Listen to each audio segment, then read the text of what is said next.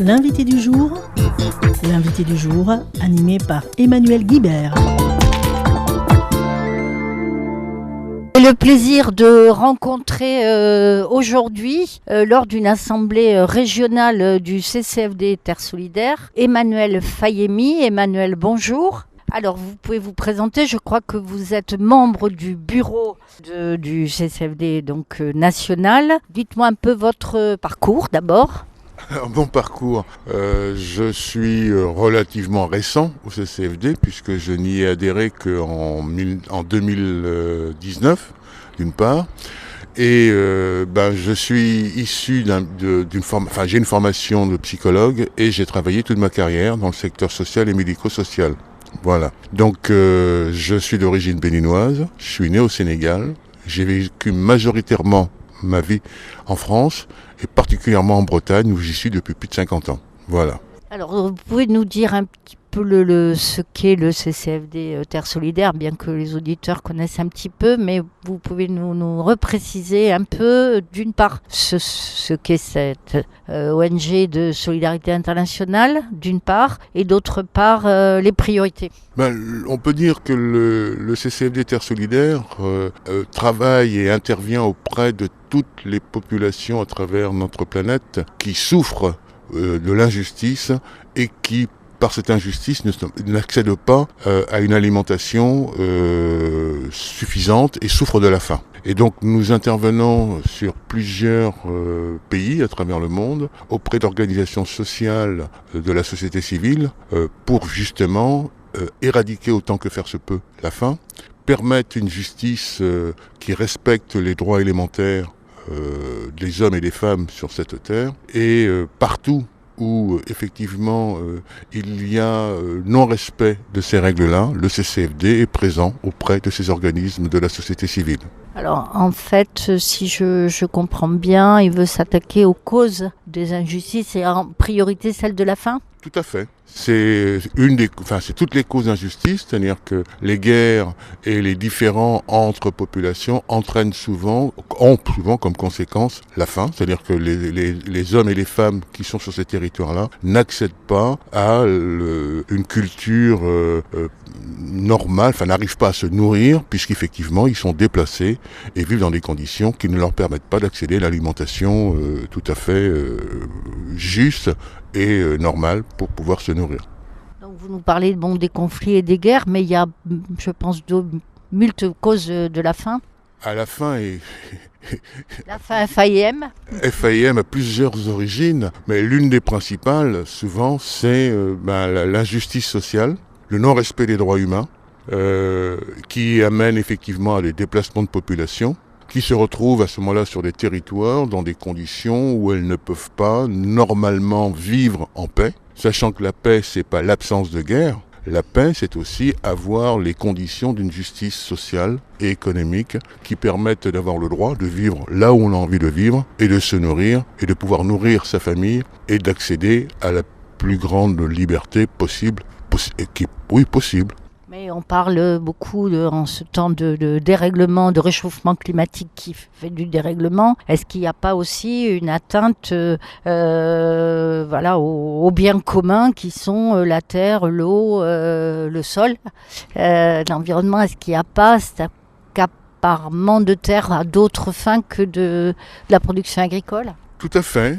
Disons que le dérèglement entraîne effectivement, si vous voulez, une immigration climatique d'hommes et de femmes qui ne peuvent plus rester parce que depuis des décennies, nous n'avons pas été suffisamment respectueux de notre environnement, c'est-à-dire que nous sommes en tant qu'humains un élément de notre terre en tant que bien commun, et je pense qu'aujourd'hui nous avons atteint, en tout cas les scientifiques nous ont suffisamment prévenus, je crois que nous avons atteint le point, pas final, mais enfin un point de bascule qui effectivement risque de d'entraver durablement notre possibilité de vivre dignement sur cette terre. Mais qui accapare la terre ou l'eau, les semences, les finances à des fins qui ne sont pas la nutrition en fait ? Les multinationales qui effectivement n'ont pour seul et unique gouverne de pouvoir profiter au maximum de ces richesses, et non pas pour l'ensemble du bien de la communauté humaine, mais pour une partie de cette communauté qui effectivement exclut la grande majorité de nos concitoyens, de nos semblables sur cette terre.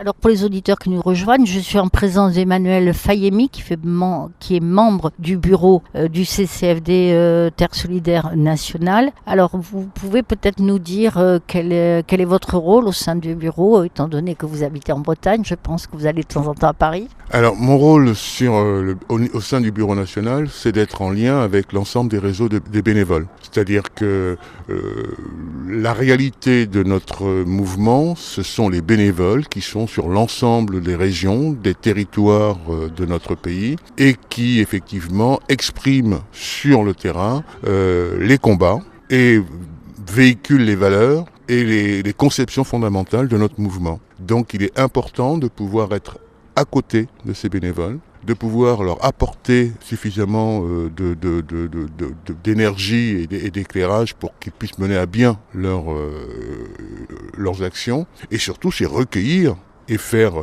remonter au niveau national toutes les actions originales qu'ils peuvent mener sur le terrain. Il y a combien de bénévoles à peu près en France? Ça doit varier. Mais... on peut dire qu'en gros, on a à peu près 15 000 sympathisants, 7 500 bénévoles à peu près et 2 500 adhérents. Et alors leur rôle sur le terrain de ces bénévoles, concrètement, ils font quoi? C'est porter effectivement les combats. Oui, les actions, à savoir sur la souveraineté alimentaire, autour de la migration, respecter le droit des personnes qui immigrent et pouvoir traiter dignement leurs questions avant de les renvoyer quand ils n'ont pas accès effectivement au territoire. C'est militer pour une justice climatique et une justice économique et pour permettre que partout où c'est possible, que les peuples soient plutôt en paix et qu'ils puissent vivre ensemble. Pour la défense du bien commun, on retrouve là effectivement tout ce qui nous préoccupe en matière de préservation de notre bien commun. Alors donc concrètement, ils font des actions d'éducation? Ils font des actions d'éducation auprès des élèves de collège, de lycée, d'école primaire. Ils font des actions de plaidoyer local, c'est-à-dire qu'ils saisissent les représentants de notre société civile, à savoir nos élus, pour effectivement faire bouger, ou en tout cas modifier les règles qui vont à l'encontre d'une justice sociale et économique. Donc c'est le travail d'éducation à la citoyenneté et à la solidarité internationale. Donc le travail de plaidoyer, pas simplement au niveau des élus. Après, si vous voulez, il y a toute l'action que nous menons avec nos partenaires, qu'il est important de faire connaître au grand public, parce que nous devons mesurer que souvent ce que nous prenons comme conscience ici intervient également là-bas, ou ce qui se passe là-bas a des répercussions ici. Alors justement, vous pouvez nous donner un peu expliquer un peu ce travail de partenariat. Quand on appelle partenaire, c'est une personne, c'est une asso? C'est un groupe d'hommes et de femmes qui peuvent être organisés en termes d'organisation non gouvernementale ou organisation de la société civile, qui effectivement ont un parfait diagnostic de ce qu'ils revendiquent, ou en tout cas ce qu'ils souhaitent avoir. Et en gros, nous sommes à leur côté. Nous ne faisons pas à leur place, mais nous les accompagnons afin qu'effectivement le combat, entre guillemets, qu'ils mènent, puisse effectivement trouver réponse localement. Donc c'est eux qui décident, qui montent une action ou un projet, qui vous soumettent, c'est ça? Tout à fait. C'est-à-dire que nous nous inscrivons dans le projet qu'ils mènent et qu'ils mettent en place. Il y a à peu près combien de projets là en ce moment? Alors ça varie d'une année sur l'autre, mais on peut dire à peu près, on a près de 700 projets dans près de 72 pays. Que ce soit en Asie du Sud-Est, au Moyen-Orient, en Europe, en Afrique et en Amérique latine du Sud. En fait, c'est donc des financements du CCFD.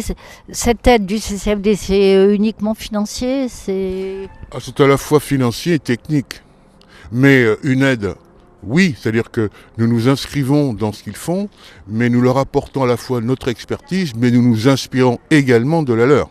Oui, c'est ce que vous disiez tout à l'heure, le ici et là-bas. Oui. Complètement. C'est-à-dire qu'il ne s'agit pas simplement, nous n'arrivons pas avec un modèle tout construit, nous n'arrivons pas avec une idée toute faite, nous venons comprendre, nous imprégner de la réalité de leur quotidien et effectivement nous essayons d'apporter sur cette réalité-là ce que nous pensons utile pour eux, tout en inspirant pour nous également de ce qu'ils nous permettent d'apprendre. Alors en général, c'est des actions à long terme, des projets qui durent à long terme. On est plutôt sur du long terme que sur du court terme. Et c'est autour de l'alimentation beaucoup, ou vous avez parlé de la paix tout à l'heure, est-ce qu'il y a ça aussi? C'est pas uniquement autour de l'alimentation, c'est un élément important, déterminant, mais c'est dans les 4 thématiques que nous mettons en œuvre au niveau du CCFD. Ça peut être au niveau de la souveraineté alimentaire, ça peut être au niveau de la migration internationale, de la justice climatique ou économique, et surtout de la paix et du vivre ensemble. Donc est-ce que vous avez un message à dire à nos auditeurs qui peut-être sont sensibilisés à cette cause internationale? Que le chemin est long, qu'il n'est pas tout droit, mais que de toute façon il faut l'emprunter parce que nous n'avons pas le choix. Convaincu que je suis en tant que personne humaine vivant sur notre belle planète, que si nous n'apportons pas des modifications, des éléments d'amélioration de la vie de tout être humain sur cette planète, je ne voudrais pas être présomptueux, mais nous sommes condamnés à disparaître, mais la planète continuera à exister. Mais on a dit tout à l'heure CCFD Terre Solidaire. Le CCFD veut dire aussi catholique, si j'ai bien compris. Donc il y a peut-être des motifs d'espérance. Ah ben l'espérance, c'est le fer de lance. Sans espérance, il n'y a pas d'action possible. Donc ça se fonde quand même sur la doctrine sociale de l'Église. Tout à fait. Le CCFD s'inscrit pleinement dans la doctrine sociale de l'Église et dans les enseignements de l'Évangile. Et en même temps, c'est une ONG. Oui, c'est une organisation de la société civile, non gouvernementale, mais qui s'inscrit dans une solidarité internationale. Ceci n'est pas incompatible avec l'autre. Merci beaucoup, Emmanuel Fayemi, donc membre du bureau national du CCFD Terre Solidaire. Je vous remercie et bon vent à vous. C'était l'invité du jour, animé par Emmanuel Guibert.